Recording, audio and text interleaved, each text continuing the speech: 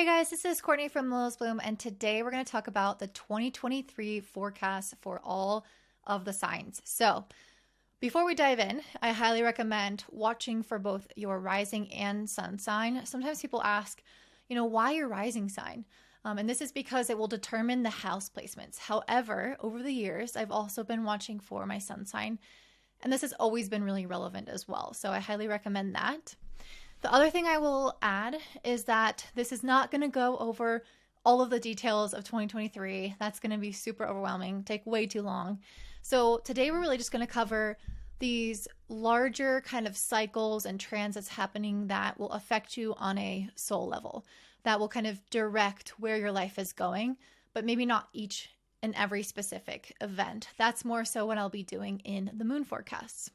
If you guys are interested in learning about what all of the transits are, all of the transits that I would look at that are important for 2023, I created a whole Notion template that you can purchase down below. And I've listed next to each and every transit kind of the energy of what you can expect. So if you want to, for example, choose a really good time to go on a date or to launch something for your business, and you can't really afford to have a full-on reading with me, and you don't really know what the energies are going to be like coming up for your planning for your months ahead, then I highly recommend checking that out. It took me a super long time to create. I went through hand by hand, day by day on the calendar and also on my astrology app, looking at the chart to see what the energy was that day, the major transits, and what we might feel. So I highly recommend taking advantage of that. I'm going to have it at a really, really reasonable price just so that everyone can get their hands on it and know what to expect. And I also included charts for every new and full moon, so you can see all of the aspects themselves. And then you can also kind of follow along with me when I do my weekly forecast with the new and full moons. You'll be able to pull up the chart beforehand, maybe make some predictions if you're learning astrology. And of course, if you want to learn astrology with me, I also have a course, Astrology 101, that I've been adding lots of content to. And it's just a very powerful way to learn about yourself, your purpose, and what's coming up for you in the year. So if you're interested in that and you like the way that I teach astrology or talk about astrology, definitely check that out down below. Soon I'm going to be launching a kind of workshop, webinar style video with you guys where we're going to cover some really important topics that will link back to the astrology course. And that one will be totally free and very, very helpful. So stay tuned for that. Now let's go ahead and jump into all of the rising signs. All right, up next we have Sagittarius. So this is a big year, Sagittarius, and I'm super excited to explain some of the shifts that are happening for all of us, and particularly how that's going to affect you as a Sagittarius sun or rising sign. So one of the biggest things that's happening is that Pluto is going to change signs this year, and it's not going to remain fully in that sign, but it's going to dip in and give us a taste of what the next 20 years is going to be like for us. So Pluto has been in the sign of Capricorn for the last 15 years, and that has been in your second house. So it's really been helping you go through this empowerment phase and transformation, rebirth, deep soul searching in the area of money, self-worth, value, skills, and talents.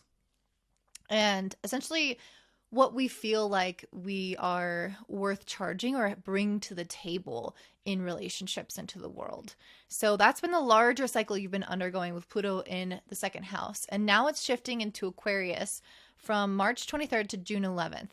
And again, it's just dipping in here. And then January 2024, it will be there permanently for the next 20 years. That's not permanent, but you know what I'm saying. So this will be in Aquarius in your third house. And this will start to transform the way that you think, the way that you communicate, the way that you relate to people in your community. So maybe you could even move places. But I will say Pluto is so slow moving that it's not necessarily something that we find this one definitive moment where things changed. It's like watching a tree grow where you kind of look back and you're like, oh, there's been a lot of progress on that tree. In 20 years, it went from a sapling to this huge oak tree. And so that's kind of how we see Pluto in the third. So you'll notice over the next 20 years that you're going to go through the cycle of transformation in the area of your community and communication and thoughts. And so that's all getting started this year for a few months, and we're going to get a taste of what that feels like. We also have Saturn moving into the sign of Pisces, which is in your 4th house, happening on March 7th. So Saturn in the 4th house is going to bring more responsibility and commitment to the area of home and family. If you have been, for example, looking for a place to move to, there can be various ways that Saturn in the 4th can affect it. For some people, it might translate into having more difficulty actually finding somewhere to move. Maybe there's more logistics that you have to figure out. It's just like a little bit more delayed, or more contracts and things that you have to work out. Just more responsibility in general. And for others, it could indicate having like that next level commitment. So I'm committing to buying this house, and it shows that level of responsibility of, I'm going to take care of this thing. This is mine. I am the owner of it. And so it's almost like a next phase or a next step in one's life to have more commitment to the home. This could bring about maybe some constrained difficulties within the relationships within the home. So if you have roommates, or if it's with your family, you might feel like there's more distance there. Sometimes, for example, when Saturn's moving through the 3rd house, it can feel like you're more strained with your siblings. And with the 4th, it's almost like you're more strained with your other family members. It could include siblings as well, but especially your parents. So that is a potential.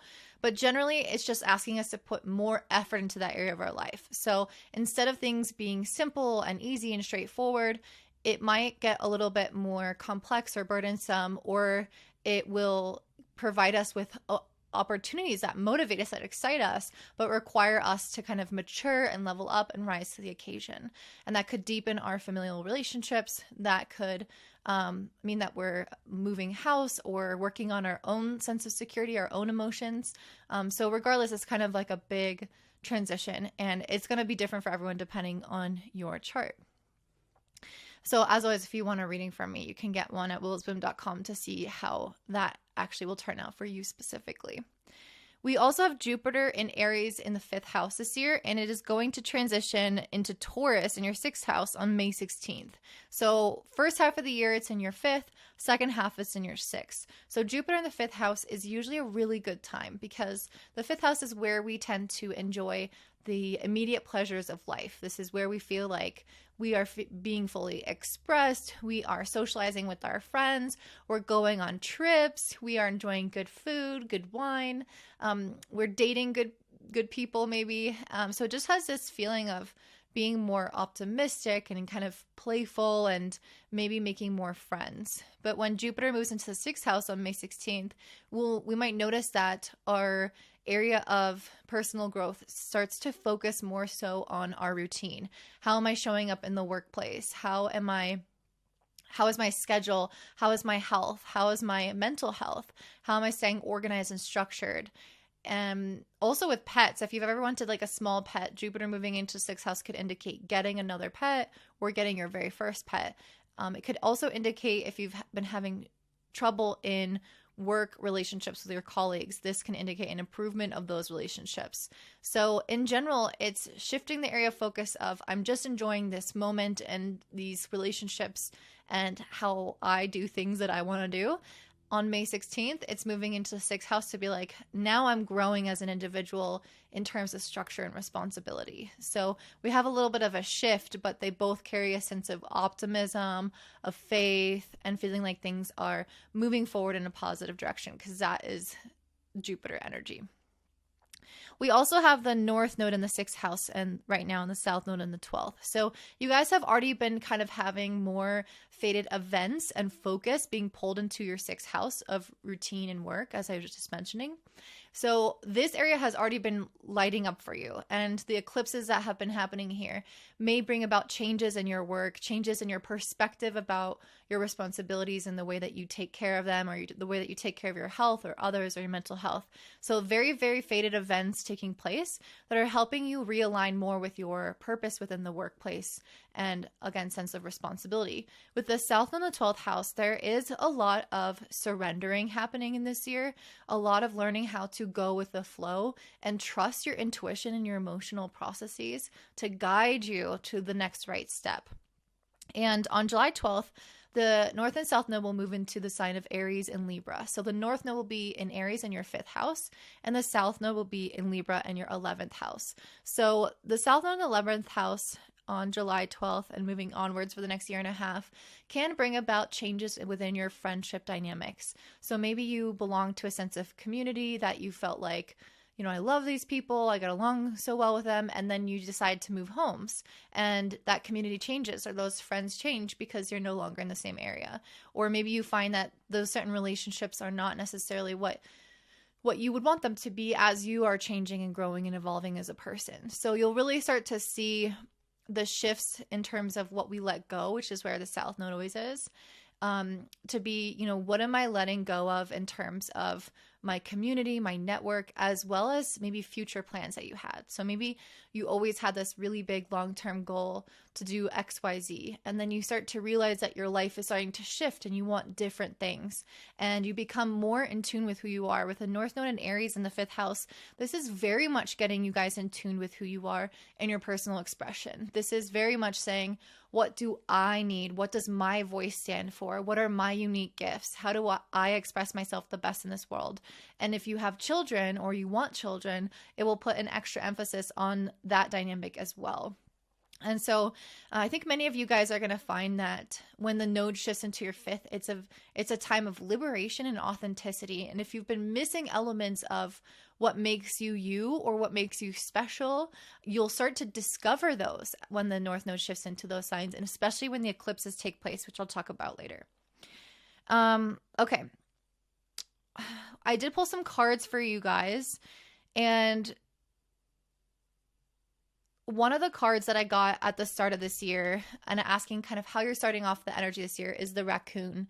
And the raccoon is somebody who is wearing a mask and is not totally certain of who they are and their own creative identity. So this is very much like a 5th house concentrated topic, right?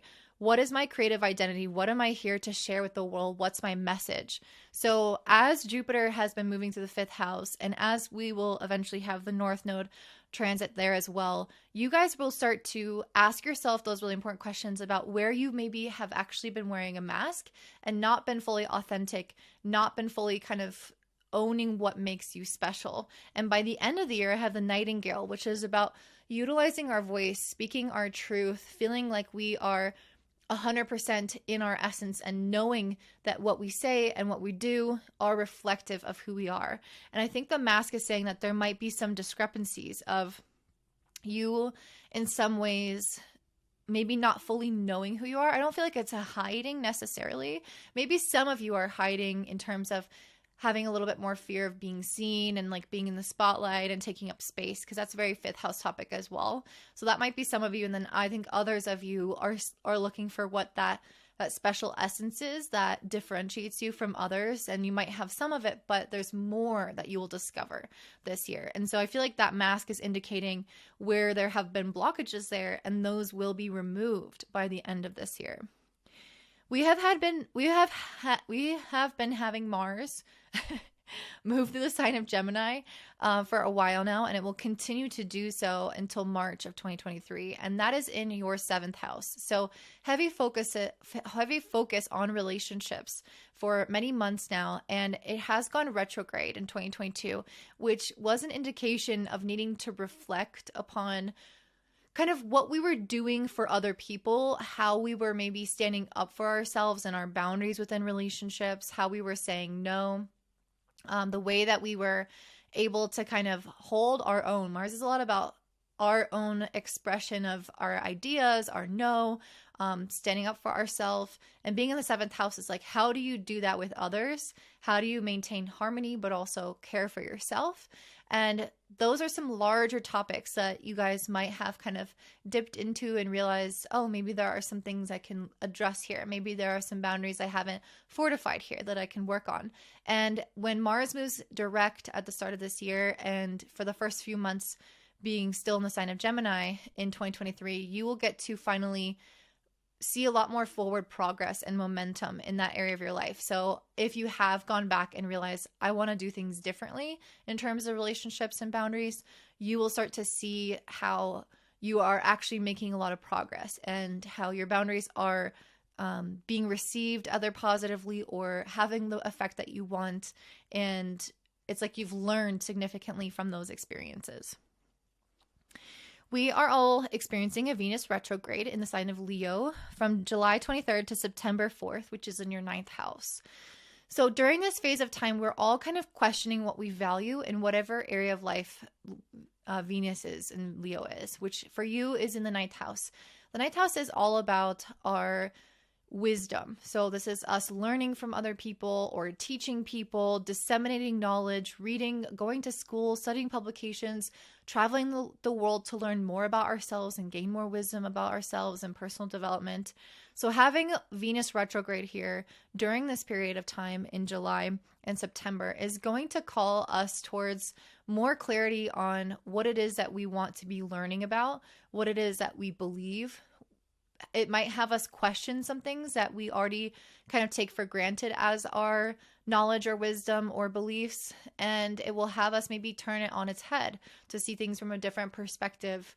I think this could be a really beneficial time to reestablish your value system.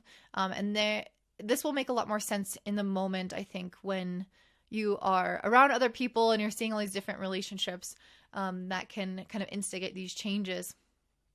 And then it also has a lot to do with foreign travel. So many of you guys may be thinking about stuff related to foreign travel or changing your perspective to it, or maybe going somewhere and feeling differently about that place that you're going to.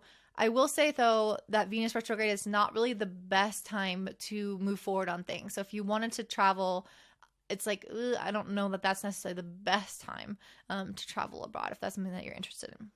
All right, let's talk about the eclipses happening. But before we do, really briefly, I wanted to mention all planets will be moving direct from January 22nd to April 21st. So this is a really good time to set forward on our plans, have momentum towards our goals, say yes to things. Basically, all the energy is pushing us, like the tide is in a flow state. So this is a good time to just move forward on things, essentially. Okay, lastly, before we go over to the cards, we have 4 eclipses taking place. April 20th, we have a solar eclipse in Aries in your 5th house. So when I was talking about finding your personal essence and your gifts and taking up space and reclaiming your voice and not wearing a mask, this is a day when you're going to have probably significant progress in terms of that specific area of your life. May 5th, we have a lunar eclipse in Scorpio in the 12th house. This is very much a time of shedding, and I think you guys might encounter elements from your past that have kind of emotionally resided within you. And they may be things that have made you feel insecure. And so this eclipse is coming here to purge them and say, these are things that don't have to hold you back anymore. And that will also help facilitate your ability to shine your light bright, be seen, because there won't be these, repressed internal messages of, I'm not good enough, I'm not worthy because of XYZ. October 14th, we have a solar eclipse in Libra in the 11th house. So this is a time in which you guys might start to make new friends or create some changes within your community. So I was already mentioning that I really feel like you guys are going to have some relationship shifts. And I do feel like that is a time when you'll start to see some of them come about. October 28th, we have a lunar eclipse in Taurus in the 6th house. So this could be helping you realize what things in your life do you need to move towards in order to create more stability, or that you need to remove, especially stability within your physical and mental health. So is there something like disruptive in your routine, in the way that you think day to day, in the way that you maybe don't spend enough time taking care of yourself, or are you not having time to cook good food? I feel like during this specific period of time, you might really see how any imbalances and over complications or trying to do too much is really emotionally taking its toll. You guys might also have some shifts within the workplace during this time, but we will get more specific about that when we actually look at the eclipses when they happen. All right, so now let's talk about the cards that we're seeing here. So right now you guys do have the South Node in the 12th house. And as I mentioned, in the sign of Scorpio. It's a lot about trusting the process, learning to kind of tune in with what you need emotionally. And I did pull this divination and ritual card. And I feel like this is saying that right now and in 2023 until July 12th, you are still being asked to embrace this spiritual energy. And with this divination and ritual, it's saying, can you make a specific dedicated practice to your spirituality? And that might mean to have like a nightly journaling ritual or have a meditation that you love to do. But it's really having you connect more with your soul and with your emotions so that you're not just kind of fearful, because a lot of times the South Node in Scorpio in the 12th house can almost feel like fearful when we are out of touch with the larger process of what's happening, or out of touch with our soul and our emotions. It's like when things are out of context or unknown or hidden, it becomes a shadow, it becomes scary, it becomes a negative thing. But with the South Node in the 12th house, this is a very positive thing because it's helping you trust the universe so much more. And again, it's going to help you connect really, really deeply with trusting yourself and your own intuition so that you know which directions to move in. So I think very positive time to cultivate relationships with your higher self, angelic worlds, and just internal world in general. And then you guys have quite a bit of energy around self-discovery this year with your cards. We have the Two of Swords and Page of Swords starting off this poll. So many of you guys, I feel like, are maybe starting off this year with a decision to make, or you feel like there are multiple paths and multiple directions to head in. And with the Page of Swords, it feels like there are many different ideas that feel exciting to you. So I'm not sure what area of life this will relate to. For everyone, it'll probably be different. But it feels like, okay, I have lots of options here. What suits me? What is my best thing that I want to do? The Page of Swords is usually like a seed of an idea that feels really curious, really exciting and inspirational. But it also has a very non-invested type of energy. Like, we haven't started acting on that idea. We haven't pursued anything. And so the Two of Swords to me is saying there are many things that you have as opportunities lying before you that you don't know which one you want to choose from. And we have next after this, the Devil and the Nine of Pentacles. And okay, yeah. And the High Priestess, but I kind of want to pair it with the next group.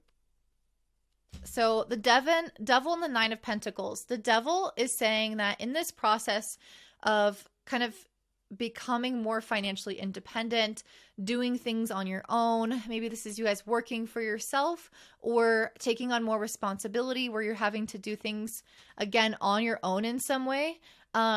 This Devil card to me is saying that during this process, you might have to encounter some limiting beliefs and let those go. And in particular, you might have to let go of old habits that are not necessarily reflective of the identity of the person who does work for herself or himself, who does make the money that you want to make, who does the tasks or the jobs that you want to do. There's something about that. There's something about what you are currently spending your time and energy doing, because the Devil feels in this case very much like behavior based. I do think there are thoughts there, yes, and that's like leading to the behaviors, but the behaviors are very important to change as well. So the thought and behavior that you're currently living through, there's something about it that's not aligning with this like ideal self that you are trying to move towards. And I do feel like you're going to achieve it, whether it's this year in particular or not, I don't know. But the Devil card is really saying to me that if you don't change these things about your bad habits or like overindulgence and just kind of, I feel like not having a good routine, if you don't work on those things, you are going to struggle to maintain the financial independence. And with Jupiter moving through your 5th house as it currently is, it really does have us kind of overindulge in the moment. So this is like eating sweets, not really planning ahead for, our health in the future, or just making like big purchases and not thinking long term. It's like there's some bad habits here. But I do feel like as Jupiter moves into the 6th house on May 16th, I do feel like at that point, you guys will have an easier time getting on board with your schedule. And that's when you'll start to step more into this 9 of Pentacles energy of I am the boss that I say I want to be. And I have this self-control, or I have more desire for discipline in my life than I did before.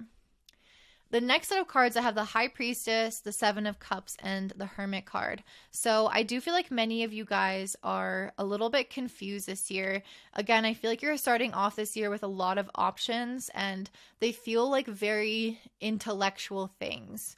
Like these are swords cards that you start off the year with, where you're like, okay, this idea could work, and you have like information and facts and like data about all the reasons why that would make sense. And I really see you guys moving into a different phase of being where, yes, you still have options and you might not have total clarity all the time, but it feels like you're moving from your head to your heart by the end of the year. With the 7 of Cups, High Priestess, and Hermit, you guys are doing some deeper soul searching. You're asking yourself, what would really be my dream life? What would really make me happy on a soul level? What am I actually here to do? What am I here to transmit?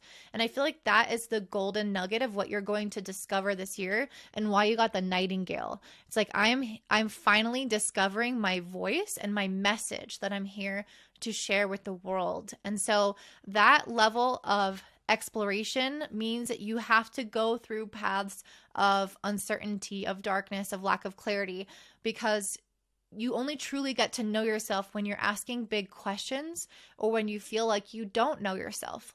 You can't just, like the sky is blue. You never really sit down and think about the sky being blue because it's a fact for you, right?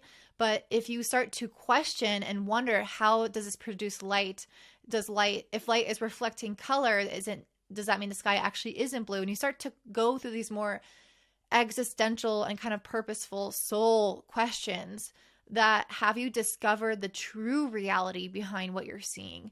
And that's what I feel like is happening for you this year, is you're having a deeply intuitive, trusting journey this year where you're going to discover and ask these really big, important questions that will help you find your unique voice.